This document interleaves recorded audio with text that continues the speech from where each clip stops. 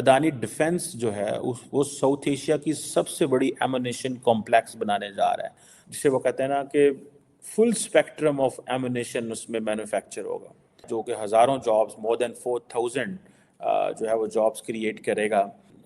और कहा जा रहा है कि जो प्रोडक्शन है वो शुरू भी हो रही है।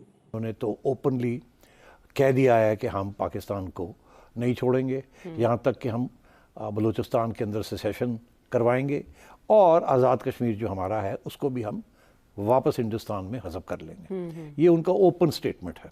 इससे उसके जंगी जुनून का आप अंदाज़ा लगा सकते हैं।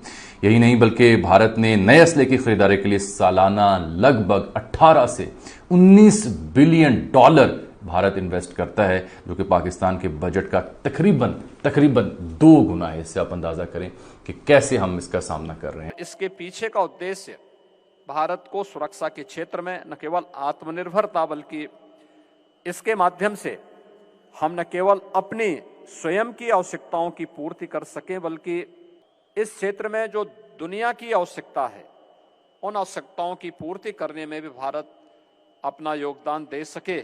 इंडिया ने 9 सालों का रिकॉर्ड तोड़ा इस साल के अंदर डिफेंस सिस्टम को एक्सपोर्ट करने के अंदर। हम क्यों नहीं कर पा रहे? हम एक्सपोर्ट की तरफ क्यों नहीं जाते? आपको पता है बनाने से ज्यादा एक्सपोर्ट करने में ज्यादा पैसा। आपको पता है जो इंडियन स्ट्रेटेजिक माइंडसेट है वो क्या है?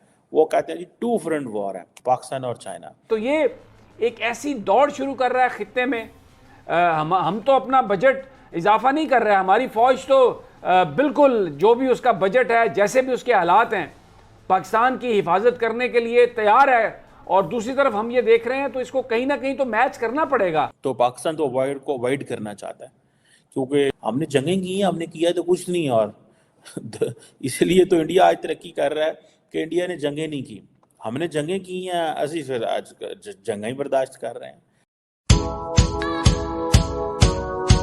जय हिंद दोस्तों, यूपी के कानपुर में अडानी डिफेंस ग्रुप का डिफेंस कॉरिडोर बनकर तैयार है। सीएम योगी आदित्यनाथ ने इस डिफेंस कॉरिडोर का उद्घाटन किया। ये डिफेंस कॉरिडोर 1500 करोड़ की लागत से बनकर तैयार है और यह 250 एकड़ में फैला हुआ है। इस मौके पर रक्षा मंत्री राजनाथ सिंह वर्चुअल माध्यम से जुड़े। वहीं सीएम योगी के साथ सेना अध्यक्ष मनोज पांडे भी वहां मौजूद रहे। इस डिफेंस कॉरिडोर में कम रेंज की मिसाइलें, हल्के एयरक्राफ्ट, तोफ AK-47, कंबाइन स्नाइपर राइफल समेत 41 हथियार बनाए जाएंगे। कानपुर के साड़ में बनकर तैयार हुआ ये डिफेंस कॉरिडोर एशिया का सबसे बड़ा एनिमेशन कॉम्प्लेक्स बताया जा रहा है। वहीं अडानी डिफेंस ग्रुप आत्मनिर्भर भारत की दिशा में आगे बढ़ रहा है, जिसे देख पाकिस्तान में हड़कंप मच गया है। अडानी जो है वो अडानी डिफेंस जो है वो साउथ एशिया की सबसे बड़ी एमुनेशन कॉम्प्लेक्स बनाने जा रहा है, जो कि तकरीबन 500 एकड़ पे है, जिसे वो कहते हैं ना कि फुल स्पेक्ट्रम ऑफ एमुनेशन उसमें मैन्युफैक्चर होगा।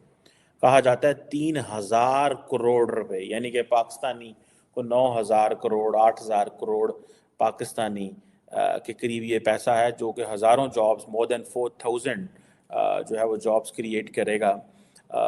और state of the art ammunition है, AI टेक्नोलॉजी इन्वॉल्व है और बहुत सारी क्वालिटी एंड ऑल दैट।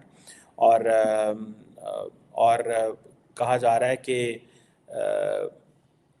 जो प्रोडक्शन है वो शुरू भी हो रही है। आप देखें कि जो तकरीब इंडिया के अंदर हुई, जो मैं आपको एंगल बताने लगा हूँ, इस तकरीब के अंदर यूपी के CM थे और army chief of India general Manoj Pande, और अडानी साहब नहीं थे इसमें। अगर ऐसी तकरीब पाकिस्तान में हो रही होती तो कम अज कम प्राइम मिनिस्टर होता। आर्मी चीफ तभी होता अगर प्राइम मिनिस्टर होता, कम अज कम प्राइम मिनिस्टर होता। अडानी जो उस कंपनी का हेड है वो होता, वो नहीं थे।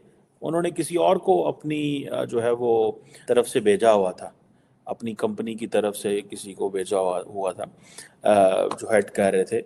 He may be looking some other things, लेकिन पाकिस्तान में अगर होता तो आर्मी चीफ और प्राइम मिनिस्टर लेवल की ये चीज़ होती। लेकिन इंडिया के अंदर चीफ मिनिस्टर भी ये कर रहा है, no problem, and the army chief has no issue with sitting with the chief minister.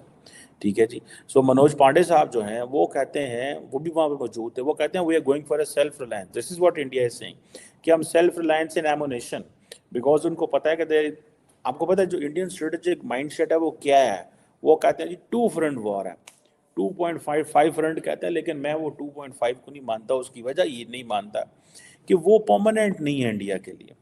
जो परमानेंट चीज़ है वो 2 फ्रंट वॉर है उनके लिए, पाकिस्तान और चाइना। लेकिन याद रखिएगा, चीन कभी भी पाकिस्तान के साथ मिलकर इंडिया के साथ लड़ाई नहीं करेगा। चाइनीज डू अंडरस्टैंड हमें क्या करना है, लेकिन obviously if Pakistan get a chance, तो पाकिस्तान तो अवॉइड करना चाहता है, क्योंकि हमने बड़ी जंगें लड़ ली हैं। हमने 48 भी लड़ी, 65 लड़ी, 71 लड़ी, कोल्ड वॉर में थे हम, और फिर कोल्ड वॉर में लंबा, फिर अफगान जहाद हमने लड़ा, फिर वॉर एंड टेरर लड़ा। हमने जंगें की हैं, हमने किया तो कुछ नहीं। और इसलिए तो इंडिया आज तरक्की कर रहा है कि इंडिया ने जंगें नहीं की। हमने जंगें की हैं, असी फिर आज जंगें ही बर्दाश्त कर रहे हैं।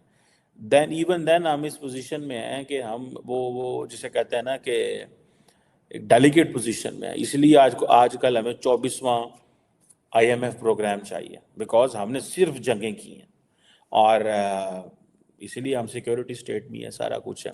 अब इंडिया क्या कर रहा है, वो कहते हैं जी हमने सेल्फ रिलायंस करना है अगेंस्ट चाइना एंड पाकिस्तान। अब मनोज पांडे साहब की अगर आप बात सुने, वो इंडियन जो डिफेंस का जो माइंडसेट है वो क्या कहता है, वो कहते हैं जितने भी रिसेंट जियोपॉलिटिकल इवेंट्स हुए हैं उसमें 2 इंपॉर्टेंट चीज़ें थी। एक पाकिस्तान 2019, नरेंद्र मोदी साहब ने कहा स्ट्राइक कर दो, स्ट्राइक करती, बादू क्यों है, बाद में इंडिया के पास जहाज नहीं थे, सो इंडिया ने कहा जी F-16 हमारे मुकाबले में आ गए। This is what India said. On contrary, the Indian air force did tell Prime Minister Modi, go and get us the modern Rafales. We are not in a competition with China and even Pakistan when it comes to the air superiority. अगर आप 2019 से पहले चले जाएं तो prime minister Modi का mindset ये था कि हमें तो ये चाहिए नहीं, जंग तो होनी नहीं है, हमें तो वेपन्स चाहिए नहीं, कुछ चाहिए नहीं है, जंग तो होनी नहीं है पाकिस्तान के साथ, चीन के साथ, we are a nuclear capable state. Then they realized that how come we can use this all war machinery for our political incentives as well.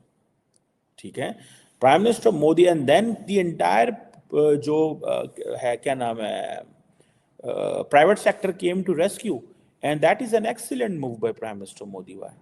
One, creating jobs. Second, जैसे एक सेमी पेरिफेरल पार या एक pattern पार जो है इस खित्ते में, अब India if it is self sufficient in defence and equipment and ammunition, it can provide all the countries in the region. They don't need to go to United States or France and other places. So ये आपने पैसा लगाना है, चीज़ बनानी है, आप Philippines को दें, आप म्यांमार को दें, आप इसको दें, इसको दें, जिसको मर्जी दें आप, that's your choice. So India को ये बात में समझ आई है 2019 के बाद, एंड देन 2020 में फिर जो LAC के ऊपर मामला भारत के साथ खराब हुआ, चाइना के साथ खराब हुआ, that's where they relied. That's why every Indian army chief is saying recent geopolitical events have, उन्होंने ये, मैं उनकी स्टेटमेंट पढ़ रहा था कि हमें रिलायबल सप्लाई चाहिए, एंड रिलायबल सप्लाई कहाँ से आती है, इंटरनल मैन्युफैक्चरिंग। आत्मनिर्भर भारत की बात शुरू हुई तब से उन्होंने क्या, इकट्ठे करो गोलियां बारूद,